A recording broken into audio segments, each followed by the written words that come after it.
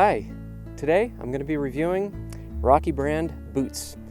And the boots that Rocky sells is advertised to be snakeproof and waterproof. So I bought these boots because I do a lot of hiking in rattlesnake country. So I bought it for the rattlesnake protection rather than really the waterproof aspect of it.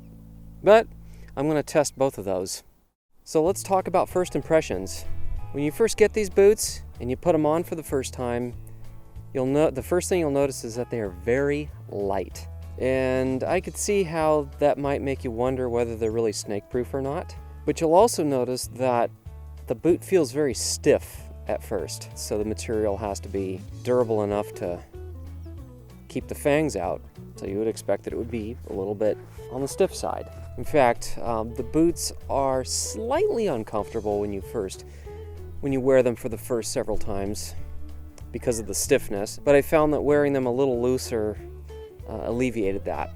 However, the very bottom part of the boot fits the foot very comfortably, extremely comfortably. It just contours to the foot beautifully, and there's absolutely no discomfort whatsoever with that. These are actually, I'd have to say, the most comfortable boots I've ever worn, despite the initial stiffness. But then after having worn the boots for a while, the stiffness kind of goes away. You know, you break your boots in and they flex a little easier. Now, of course, with something waterproof and snake-proof, you would also expect that the boots would be pretty hot in the summertime. Right now, wearing the boots, it's about 85 degrees. I'm in the full sun. The sun is just beating down on these boots, and I'm sitting on hot rocks right here. And my feet actually don't feel overly hot. A little warm, but there seems to be fairly good circulation throughout the boot. So that's a big plus. The tread on the bottom of these shoes, pretty nice. I mean, the tread I'm showing you here, I've worn these boots, so they're kind of muddy and dirty, but you get the idea. It has an excellent tread.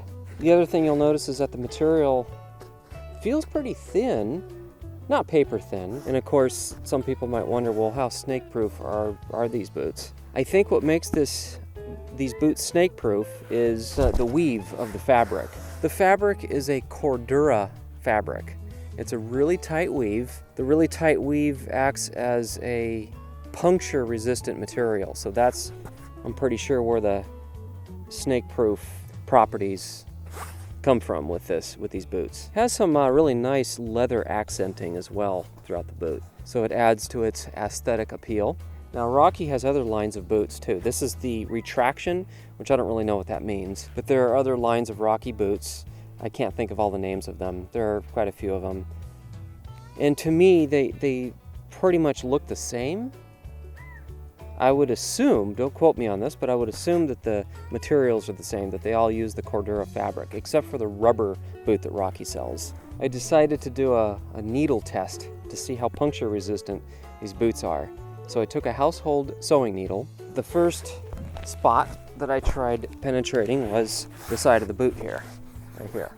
So it took a fair amount of force, but the needle did go through. But it wasn't super easy to push it through. If I used quite a bit of force and just stuck it, then it went through. Where the leather accents are, I couldn't get the needle to go through that at all. You know, I was just kind of curious to see how puncture resistant it was. I'm not so sure that the household sewing needle is really representative of snake fangs, especially rattlesnake fangs. I don't know much about the venomous snakes in other parts of the United States. I'm mainly concerned about rattlesnakes. That's all I care about, because that's the only type of venomous snake that we have here in this part of California. Snake fangs are curved and they taper, so I would imagine they would have a lot harder time penetrating this material, unlike the sewing needle, which is straight, does not taper, and is made of steel. But as I understand it, curved snake fangs tend to break off when they meet something that is puncture resistant. I still am very confident that these boots will stop a rattlesnake bite. Now, the one part of this boot that I really don't think is snake bite proof at all is this part is a little section of the tongue of this boot. As you'll see, this little square here is very flexible compared to the rest of the boot, and I shoved a needle through that with no effort whatsoever. So I may kind of DIY it and maybe add a little square of hard plastic or something behind there, because I have to have as much snake bite protection as possible, because I hike through a lot of tall grass and around lots of rocky places where rattlesnakes like to hide. About 85 to 90% of snake bites occur below the knee, and these boots do come up just about to the knee. I think these are 17-inch boots, because rattlesnakes, I'm told, strike out, not up. So they typically hit between the ankle and mid-calf, is my understanding of where most snake bites happen, and that 10 to 15% happen, the knee or above. But I don't know if that's including snake bites to the hands, where people are putting their hands where they can't see. So I'm not sure what those statistics actually include. So because I have not tested these boots on snakes, and I really don't want to put these to the test, I would be reluctant to call them 100% snake proof. Maybe snake bite resistant would be the better word, until proven otherwise, because I really don't know. And I don't know what kind of tests these boots have undergone. Now on to its waterproof properties. These boots are pretty darn waterproof. It does say waterproof right below where it says Rocky. If you look at the construction of the boot, you'll see that the tongue is attached to the, is sewn onto the rest of the boot for most of the way up the shaft of the boot. However, it does separate from the boot about a third of the height of the boot.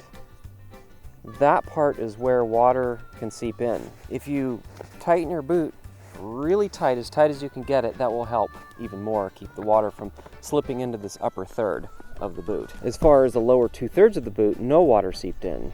So these did a very good job of keeping water out of the lower 2/3 of the boot. But the upper third, some water did find its way in, more on the right boot than the left boot. It may have had to do with how tight I secured the boots when I put them on. I'm going to give these boots a 9.5 out of 10. And I only take off, a 20th out of the score, only because of this little tiny square at the top of the tongue that isn't snake proof, or doesn't seem snake proof, and the fact that the upper third of the height of the boot does allow a little bit of water to get in, but nothing terrible. I've worn these quite a bit now, and the material seems to be very durable and holds up quite well. So yeah, these get very high marks. Definitely recommend these boots.